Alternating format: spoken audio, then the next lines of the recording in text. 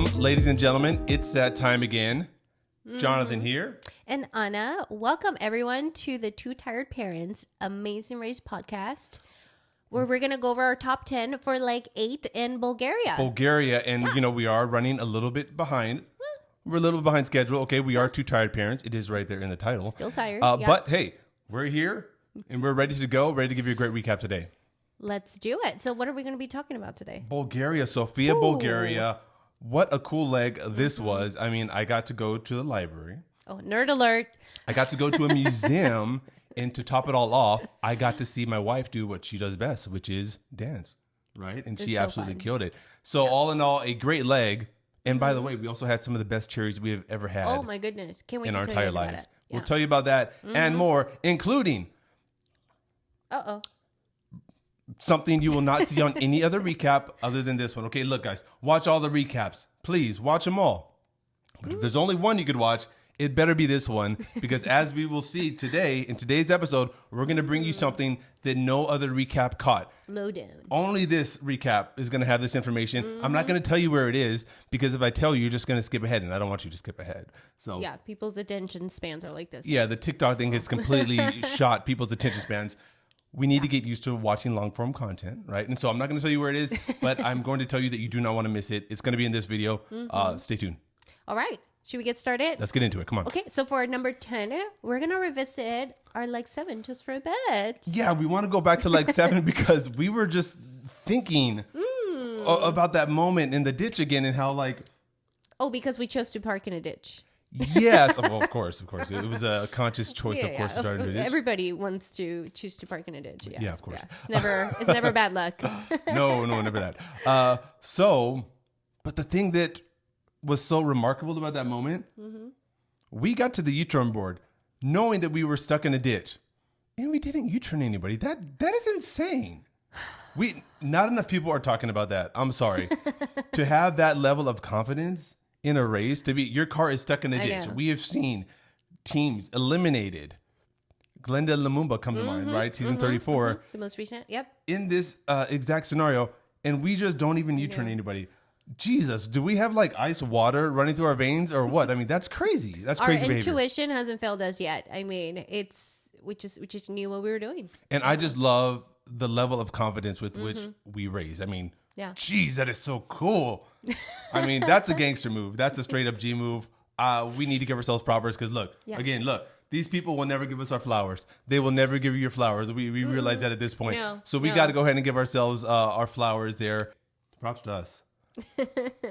Crazy level of confidence. Anyways, let's move on. Obviously there were some consequences to leg 7 that carried on to leg 8. Yes, and that brings us to number 9. We're going to do a deep dive into something called autistic rumination.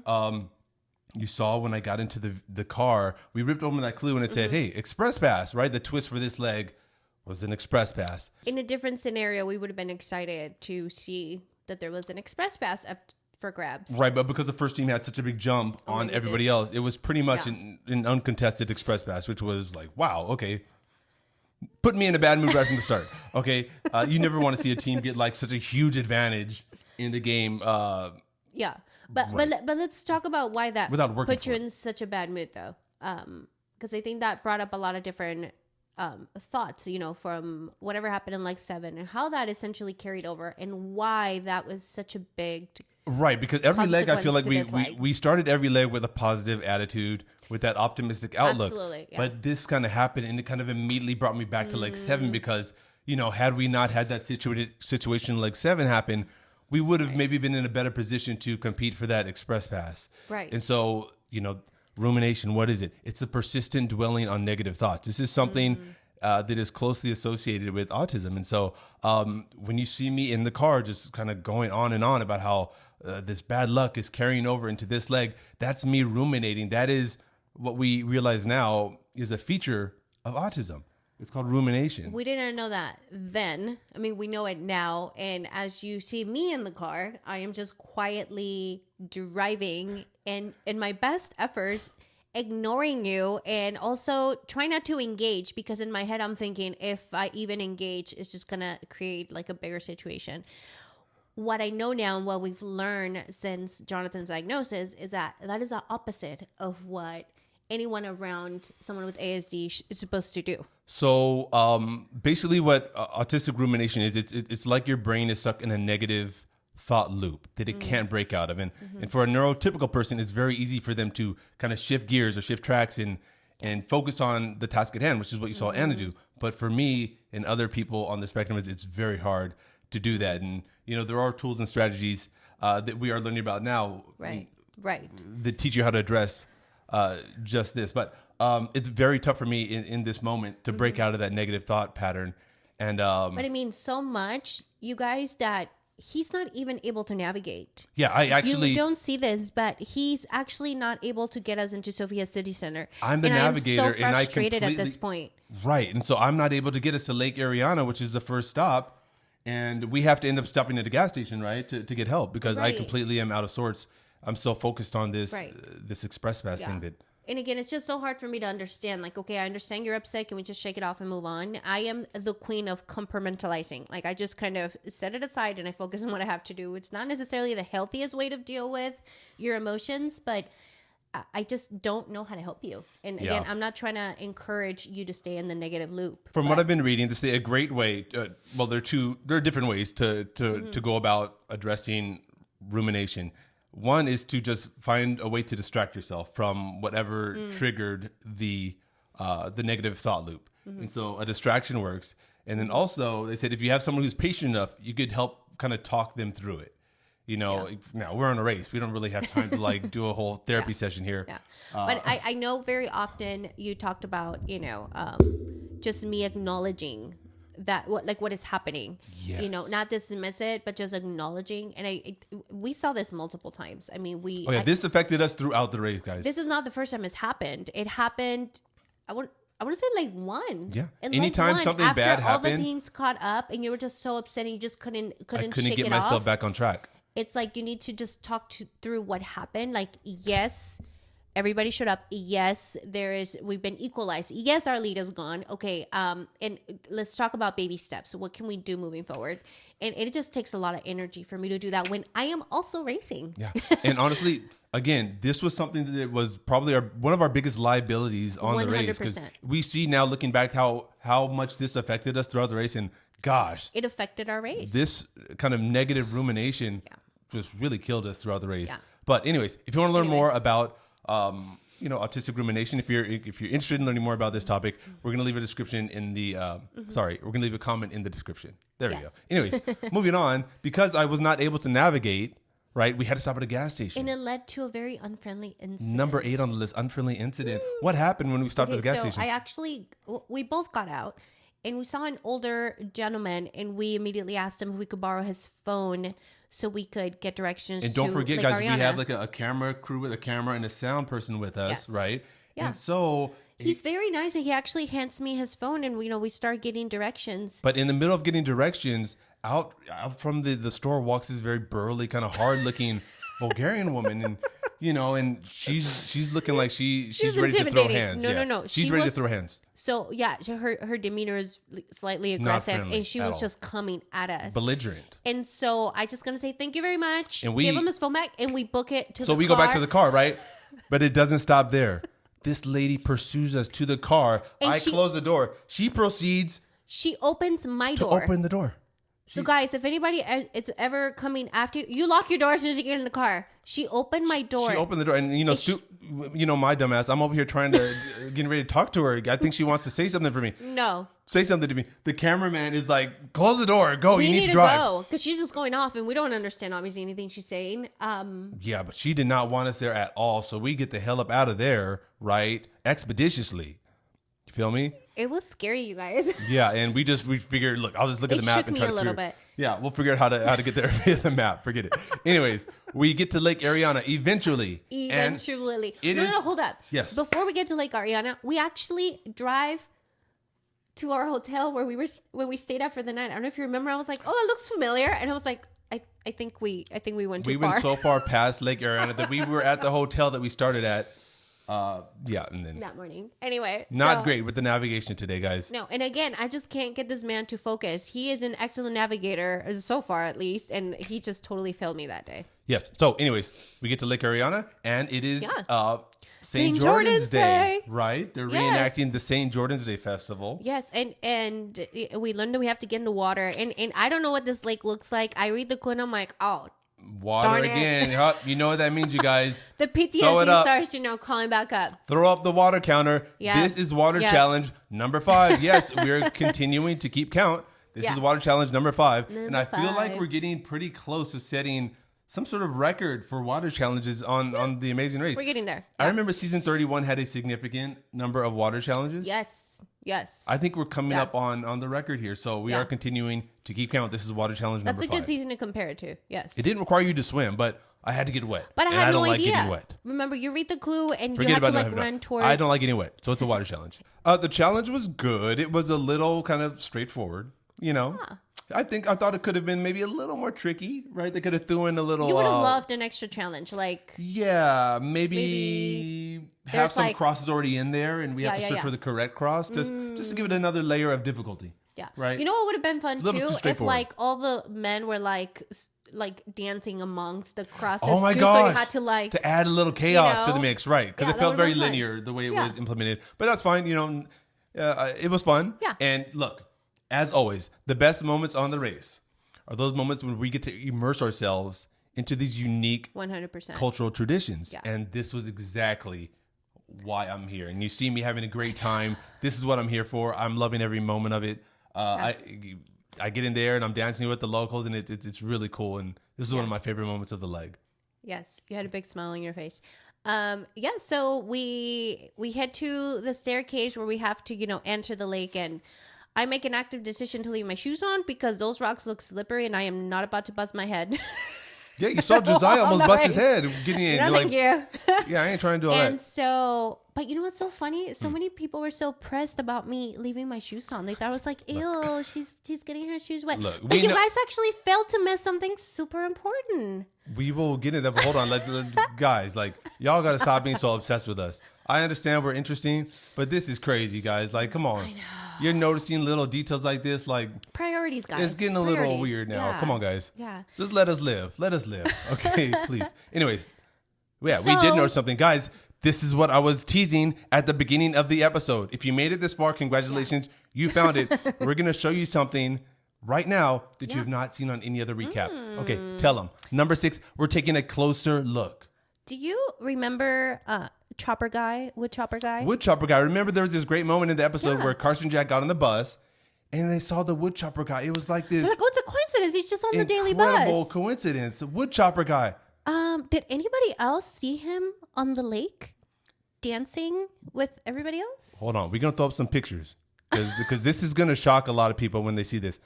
Nobody saw him. Throw up the pictures. Yeah. Bro was in the lake. He was with all the other guys there.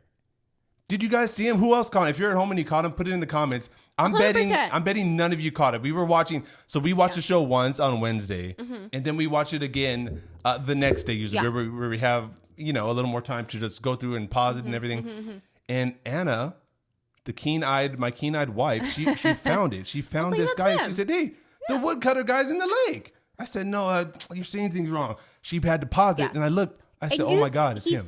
I mean, the shot of him comes up quite often. He's all in this scene, guys. The crazy thing is not like one passing shot. No, this guy's all over the place in the scene. And there's even a moment you see Carson and Jack. They finally come. They're in last at this point. They get in there. They get the cross, and they will play it. Right past him. They walk right past Woodcutter Guy. He's right in front of them, and they don't even see him. It's crazy.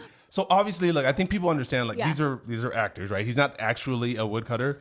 These are actors. They're paid a per diem to come and participate as part of the cast for the day.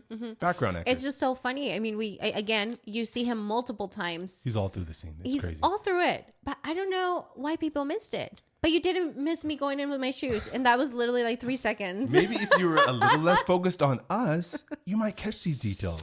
Focus on the challenges, guys. Anyway, so Carson Jack meet him on the bus. But really, when you think about it, they're the last team there, right? And so when Carson and Jack leave, literally everybody else the actors are done. They leave at the same time. And so that is hilarious.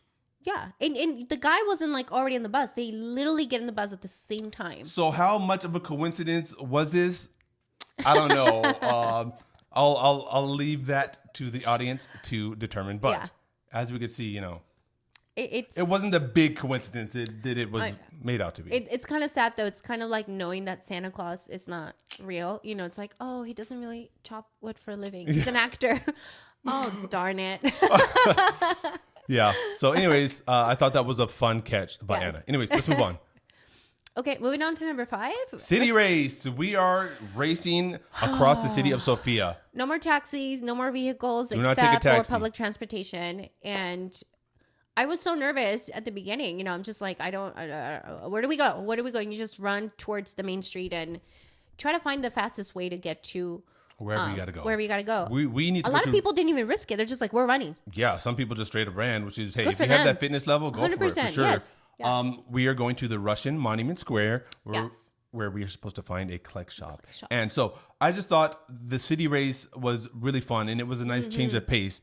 But I found it to be exhausting because I felt like we were collecting all these clues and you're waiting for the detour or the roadblock and it never comes. It's just route info.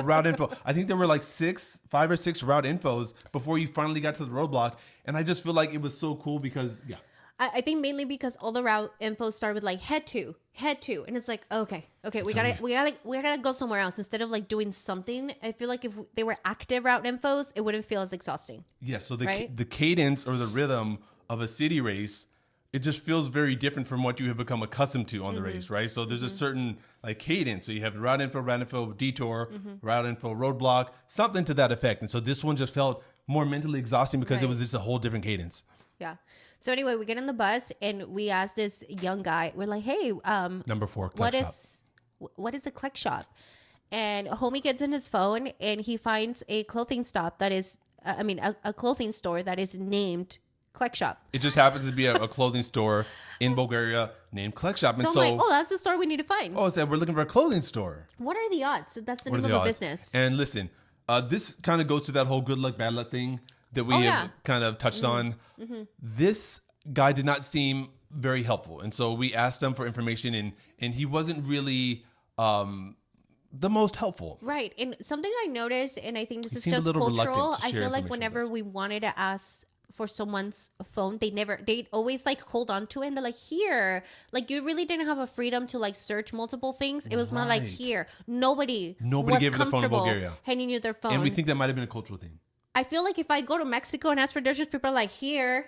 They're not going to get me their phone. It depends on what part of the world you're in. 100%. Right? But what we would have loved is to have had the phone in our hands and been able to search it up ourselves.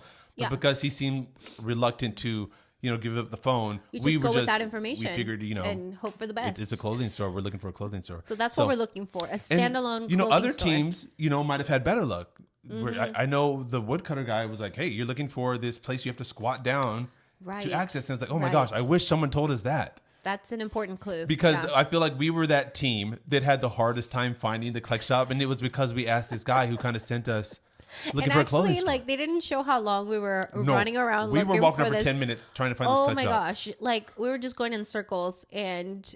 we knew where 75 was, so we kept coming back to that. I'm like, what is happening? Hannah and Holden were amazing because they found it immediately, which I was so impressed by. But again, we have this vision in our minds that what is supposed to be, and that narrows your mindset when it comes to searching. Bad directions are just as bad as no directions. 100%. That's something we have learned. Sometimes they're worse. Sometimes they're worse because they have you searching for something you're not even supposed to be looking for. No. So, by the way, guys, Klek means squat in Bulgarian. And hey, I just did Bulgarian squats yesterday in the gym. Oh. And it's a great exercise. Honestly, when you notice the tiny little marker, I thought we were being punked. I'm like, are you kidding me? It was well hidden. Are you serious right now? And I loved it. I love that they do little things like this to really throw you off. It was fun. Really hilarious. Yeah. Anyways, we're blowing through. We're already at number 3. Oh, let's do it. We go to the St. Clement Oritsky Library. Yeah. Hey, it's a library. We have to decode a verse from the Bible written in Cyrillic, right? Mm-hmm. And we get in there and I'm already smiling because I'm in the library. It's my happy place. Boring. Just kidding. I'm happy already. Just walking in, you see the smile on my face. Yeah. We get in there. We see who? Oh, yeah. We see Josiah and Alyssa. Josiah and Alyssa, who at this point at this point in the competition, it's what, top 5, top 6? Yeah. Things are getting very tight. And you saw some teams mentioning this. It's getting to the nitty gritty. Right. And so at this point in the race, we have a good relationship with Josiah and Alyssa, right? We had kind of put the driver's seat stuff behind us. Oh, yeah. You know, we hit them with the 25. They got us back with the U-turn. Yeah. So at this point, we're kind of even. I feel like, again, we had that really amazing moment in leg 6 where we all got to actually break bread and we got to like talk and actually get to know each other. Sing I feel and like dance together. That was like a reset for everybody. Right. I feel. So at this point, we're good with them. Right. And but I'm not going to lie, because they had such a big lead on us. I was kind of excited to see them. I was like, oh. For sure. Oh, for sure. Okay. Yeah. We're not like so far behind. Or even though like, again, you don't know where you're at. We always know our standing in the race. We always know our placement, but you don't see people. You're running around the city hoping you're doing your best. So you don't really know until we see them. So that was kind of exciting. So we see them there. They're having a hard time, right? We go in, right? Yeah. Do you remember we saw Naya's name on this? Again, guys, signs from the universe. I keep talking about it. I'm going to keep coming back to this. That's our daughter's name, Naya. We see our daughter's name written there. In the same spelling. Y'all, what are the odds of that? Just think about that for a second. I know. This is incredible. It's Again, really cool. This is nothing but a sign from the universe confirming that we're supposed to be here at this time in our lives. And so, very cool moment there, I thought. Yeah. So we finally figure out, that, he figures it out. I didn't really figure anything. I was just looking. We were at our wits' end. I mean, I just flip it over. Yeah. And I find out, hey, the secret to this thing is on the back. That's where the English translation is. Right. And so, we figure it out. And Jonathan's like, hey, we have to help them. Look, I mean, how wrong would it have been in retrospect to have just decoded this Bible verse, right, from the Christian religion and then just hightail it out of there without helping this team that's struggling. So, of course. And not treat others the way you want to be treated. Hello. Of course, this is the Bible. Golden so, rule. of course, we help them. Yeah, right? Yeah. Although I gotta say, I was a little hesitant, and I felt bad afterwards. Listen, guys. Out of the two of us, she's actually the cutthroat one. No, I think you're. I pressed something. No. Don't touch. Okay, sorry. You're more cutthroat than me. I wouldn't say. No. Oh my God, it's red. Hold on. Is it supposed to be red? It's red now. That's not good. Stop. It's green now. Okay. I think we're back. Hello. Okay, I'm back. I hope so. I don't have like special recording software, so I hope it's good. It's green. Okay, let's keep going. My bad. I got excited.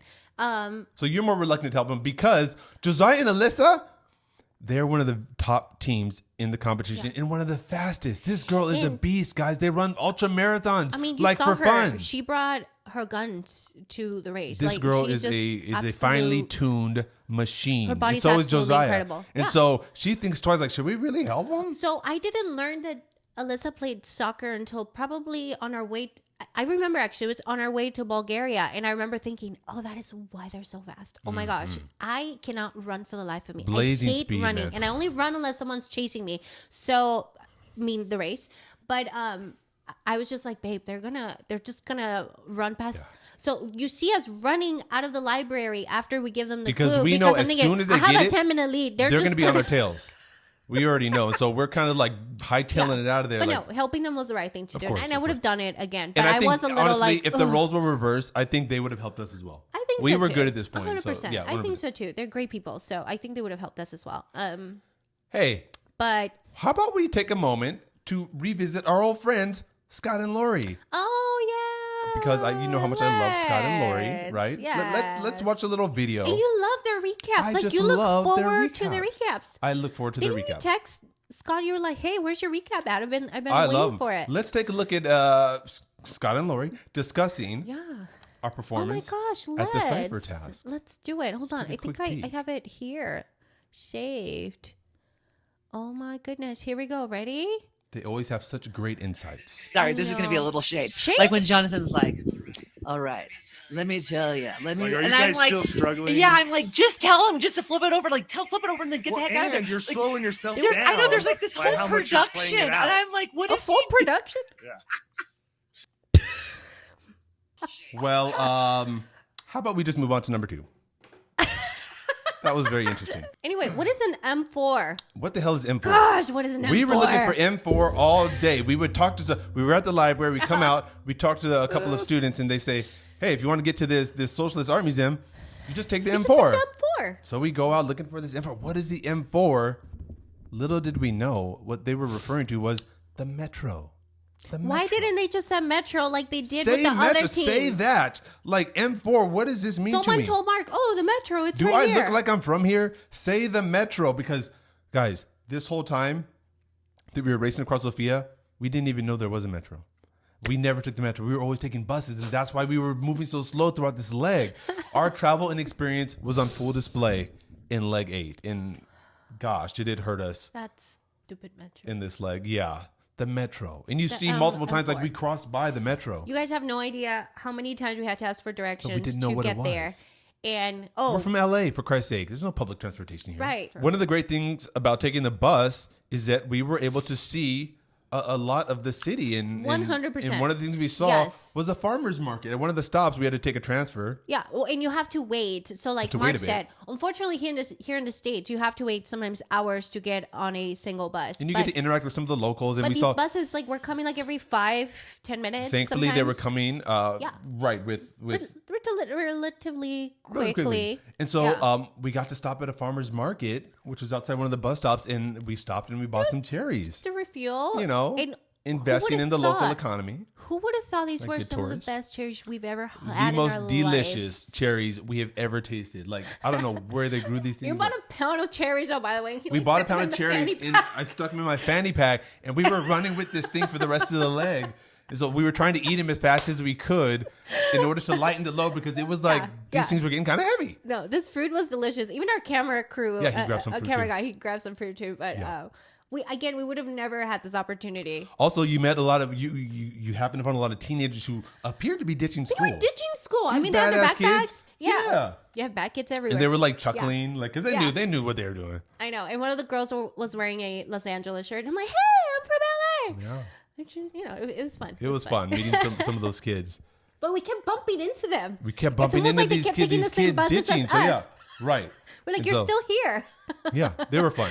Anyways, let's wrap up. We're at number 1, guys. Wait, how did you skip the Museum of Socialist Art? Oh, how cool was that, guys? Oh my gosh, the Museum of Socialist Art. What a cool sculpture garden. I mean, you were so excited. He was nerding big time. Yeah, I was nerding out for sure. Yeah. And we just thought, like, looking back on the show, one thing that we sort of would like to see in the future when you get to a task like this, don't just have us like go there and then leave. Like, have us. This was another head to. Yeah, have us interact with the sculptures in some way. Maybe put some sort of mini challenge there to make it a little less linear, and just throw a little bit of a challenge in there for us. It would have been really cool. Jonathan was so sad he didn't actually get to, really see the museum. So we took like a virtual tour, and we learned that there were actually 4 sculptures in the Garden of Lenin.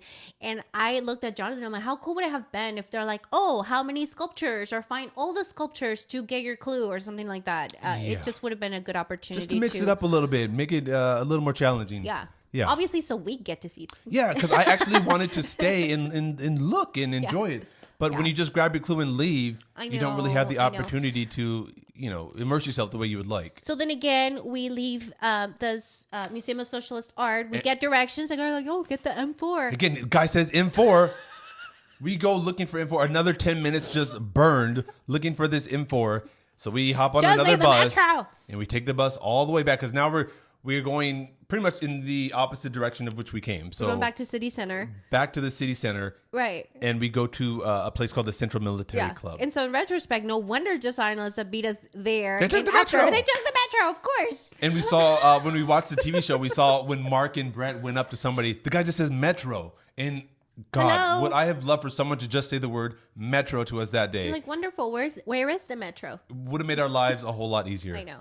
Anyways, we're at the Central Military Club, and finally it's a roadblock. Like, finally it feels like this leg is about to end, right? Who wants to take a step back in time? Yeah.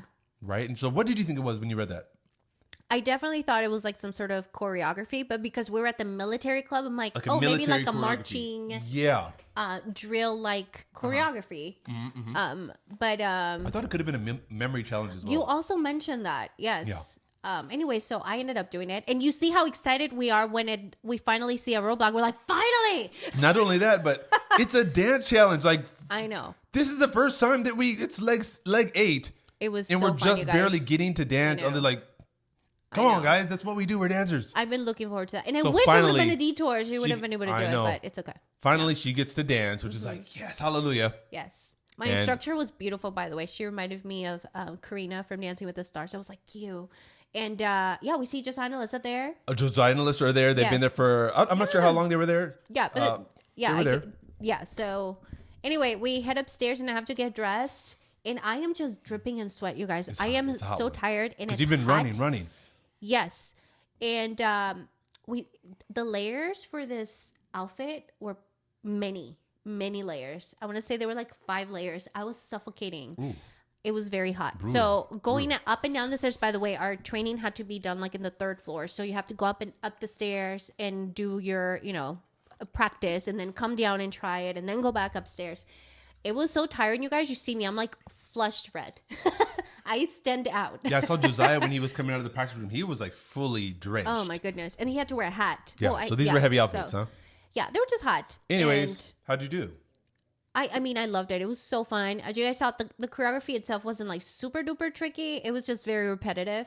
And so on my first try, I make one mistake. And it was one of the vines. Either I put my foot forward or back. It was a very minor mistake. They were really nitpicking at this point. It had to be perfect. Well, and so for my next try, I kept making that same mistake. Something about my footwork, it kept telling me to do the opposite. And so my brain wasn't quite getting it. Anyway, so for the 3rd try, I finally got it. Got it. And you nailed it. And I loved it. Thank you. You were so in your element. And I just thought. It was so fun. You looked great. And that was it, right? Yeah, that was it for Bulgaria.